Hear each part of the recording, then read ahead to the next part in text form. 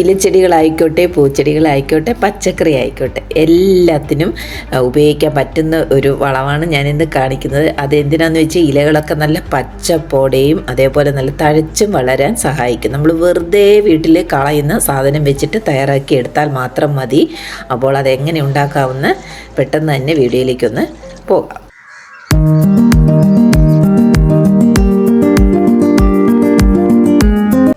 തലേ ദിവസത്തെ ചോറുണ്ടെങ്കിൽ കളയണ്ട കേട്ടോ. ഇതേപോലെ ഒന്ന് തയ്യാറാക്കി എടുത്താൽ മതി. ഒരു മിക്സിയുടെ ജാറിലേക്ക് ഇട്ട് കൊടുത്തിട്ടുണ്ട്.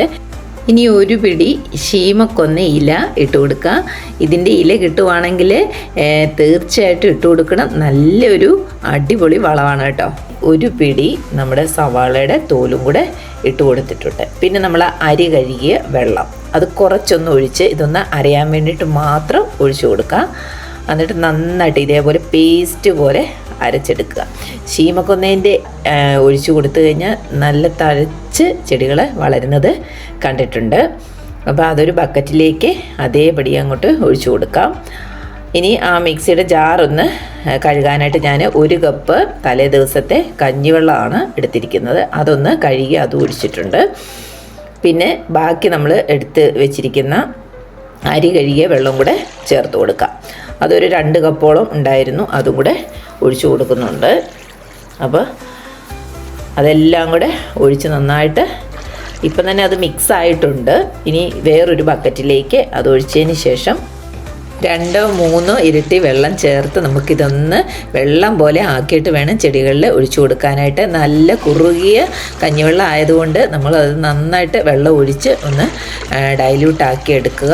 അതിനുശേഷം ചെടികളുടെ ചുവട്ടിൽ ഒഴിച്ചു കൊടുക്കാം. അതേപോലെ തന്നെ നമുക്കത് ഇലകളിലൊക്കെ സ്പ്രേ ചെയ്ത് കൊടുക്കാനും നല്ലതാണ്. അപ്പോൾ ഇലകളൊക്കെ നല്ല പച്ചപ്പോടെ നല്ല കരുത്തോടെ വരുന്നത് നമുക്ക് കാണാൻ പറ്റും. ശീമക്കൊന്നേൻ്റെ ഇല വളരെ നല്ലതാണ്. വെറുതെ ഇട്ട് കൊടുത്താൽ തന്നെ നന്നായിട്ട് ചെടികൾ തഴച്ച് വളരുന്നത് നമുക്ക് കാണാൻ പറ്റും.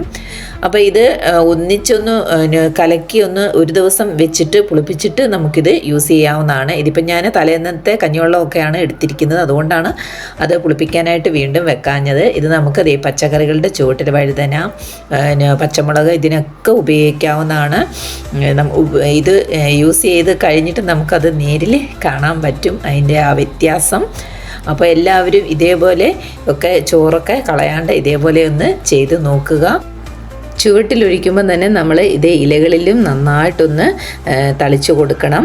അപ്പോൾ കഞ്ഞിവെള്ളം നന്നായിട്ട് പുളിപ്പിച്ച് ഡൈല്യൂട്ട് ചെയ്ത് ഒഴിച്ചാൽ തന്നെ നമുക്ക് നല്ല ഒരു വ്യത്യാസം അറിയാൻ പറ്റും.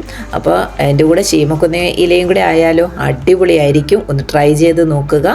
ഇത് യൂസ്ഫുൾ ആയെന്ന് വിചാരിക്കുന്നു. ഈ ഒരു വീഡിയോ ഇഷ്ടമായ ലൈക്ക് ചെയ്യാനും കമൻറ്റ് ചെയ്യാനും സബ്സ്ക്രൈബ് ചെയ്യാനും മറന്നു പോകരുതേ. Thank you for watching. Bye by.